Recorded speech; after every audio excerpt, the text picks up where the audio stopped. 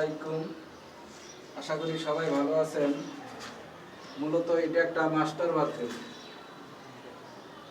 এদিকে বেসিন বসবে আর এদিকে কমোড বসবে।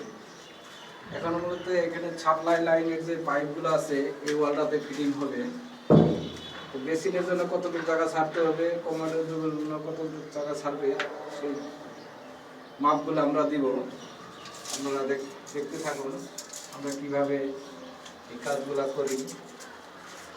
কমোডের জন্য 36 ইঞ্চি ছেড়ে দিলাম আর এদিকে 24 ইঞ্চি ছেড়ে দিলাম বেসিনের জন্য। এখন এখানে দাগের মাঝখানে কতটুকু জায়গা থাকে এটা আমরা নিব। এখানে জায়গা আছে হলো 31 ইঞ্চি। 31 ইঞ্চির অর্ধেক করব। 31 ইঞ্চির অর্ধেক হলো 15 ইঞ্চি বা 15.5 ইঞ্চি দিলেও হবে, ঠিক আছে। এটা হলো বাথ সেন্টার। আমাদের এখানে হবে শাওয়ার।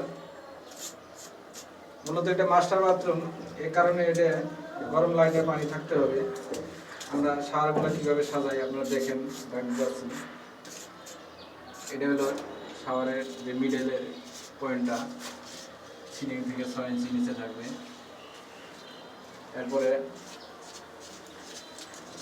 এটা হলো বাম পাশের গরম পানির অপশন, এটা হলো ডান পাশে ঠান্ডা পানির অপশন।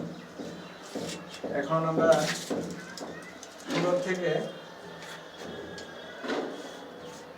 26 ইঞ্চিতে রাখবো হলো গরম লাইনের যে বেসিনে যাবে যে পানিটা, এটা বাম পাশে থাকবো, তার কারণে আমরা উপর দিয়ে আনতে হবে, ঠিক আছে। আপনারা দেখতে থাকুন কিভাবে দাগটা দিতেছি। মূলত গ্রুপ করার আগে এই দাগগুলা দিয়ে নিতে হয়।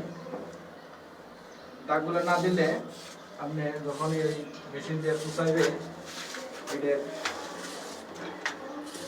অ্যাকুরেট জায়গায় থাকবে না।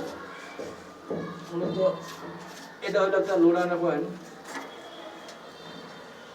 এখন ঠান্ডার যে বাড়িকেল পানির যে নামবে সাপ্লাই যে পাইপ, সেই পাইপটার দাগ দিব আমরা একদম সিলিংয়ে ঠেকে দেবো এটা। আর এদিকে একটা পাইপ হবে গরম পানির যে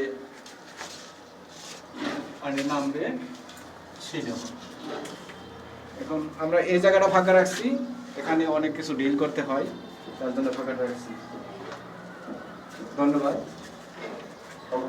সাথে থাকবেন। ভিডিওটা ভালো লাগলে শেয়ার কমেন্ট করতে ভুলবেন না।